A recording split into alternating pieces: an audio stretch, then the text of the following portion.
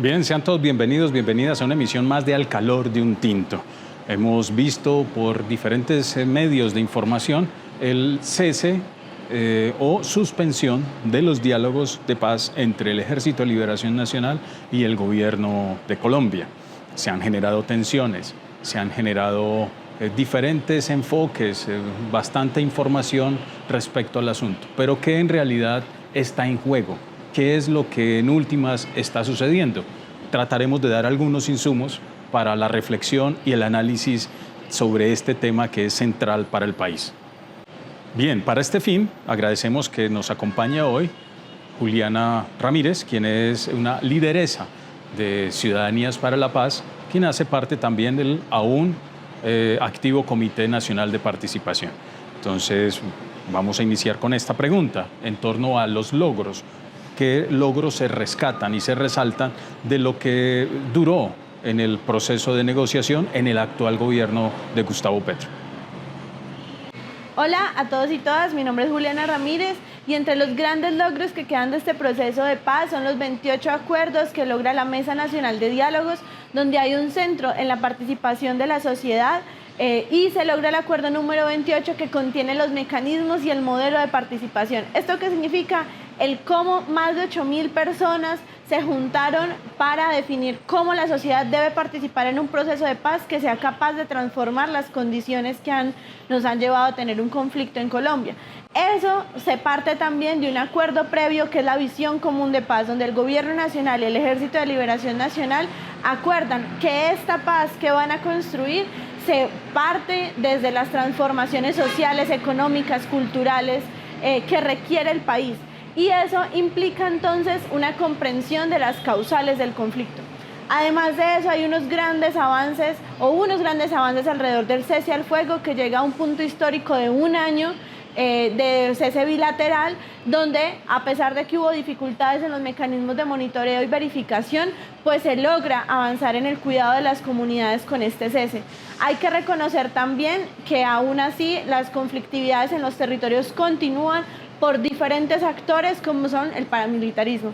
Y por último, también se logra avanzar fuertemente en acordar elementos sobre la crisis humanitaria para que sea resuelta en corto tiempo, y eso es fundamental para el territorio y para la paz territorial. En ese sentido se acuerdan unas zonas críticas y unos mecanismos que deben empezar a funcionar alrededor del cuidado de las comunidades.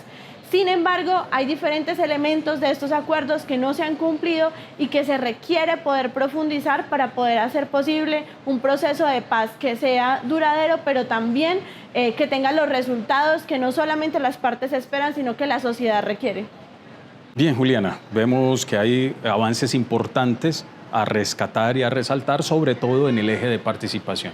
Pero las partes y también lo que se comentó por medios es una constante reclamo por los incumplimientos frente al avance de lo acordado en términos de participación, incumplimientos en términos del aporte económico, del presupuesto, de los recursos para poder avanzar en las distintas fases de participación, incumplimientos frente a los acuerdos humanitarios y el pacto frente al cese bilateral al fuego, incumplimientos frente a dar cuenta del avance del paramilitarismo que hoy es muy claro en todo el país, incumplimientos también frente a los protocolos que se tenían y que el seguimiento que se debía hacer frente a ellos en relación al cese bilateral al fuego. Esos son algunos de los incumplimientos y las tensiones generadas que desafortunadamente dieron con la terminación o congelación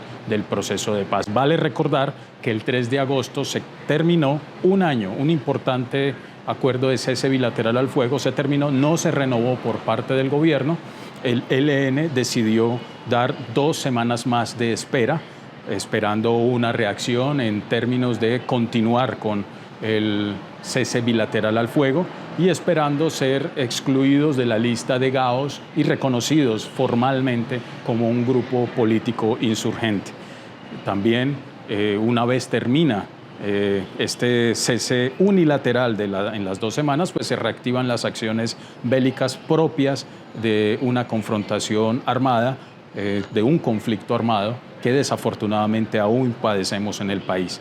Son las consecuencias de no tener los acuerdos básicos, de no tener las partes en actitud de escucha y de estar en coherencia también con lo planteado con la paz total, la ley que sustenta la paz total, y también con los postulados de la necesidad de transformaciones esenciales de país, que es la bandera del actual gobierno.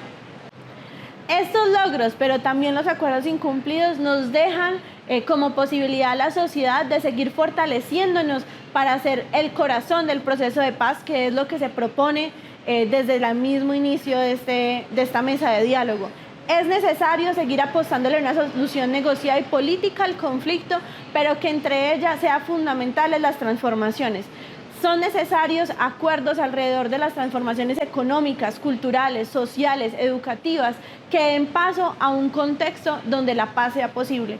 Por ello, es necesario poder seguir juntándonos, generando redes, reconstruir ese movimiento nacional por la paz y las transformaciones que nos propusimos desde todo el escenario de participación para hacer que este proceso avance y también que las partes se comprometan, no solo entre ellos, sino con la sociedad. Bien, aún estas tensiones necesitamos seguir insistiendo en la construcción de paz, y más cuando este proceso nos permite ampliar la mirada de la participación, que es uno de los ejes esenciales y una constante histórica que ha permitido el retorno de la violencia y de la violencia armada en los territorios.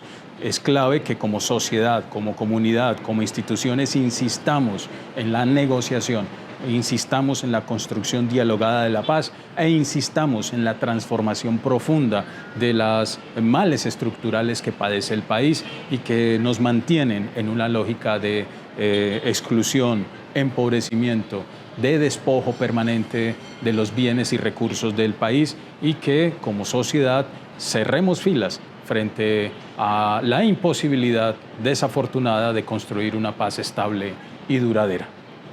Bien, tenemos como sociedad un reto enorme de acompañar y empujar los procesos de negociación, de paz y sobre todo de las transformaciones estructurales que necesita el país para un buen vivir. Nos estaremos encontrando en una próxima emisión de Al Calor de un Tinto.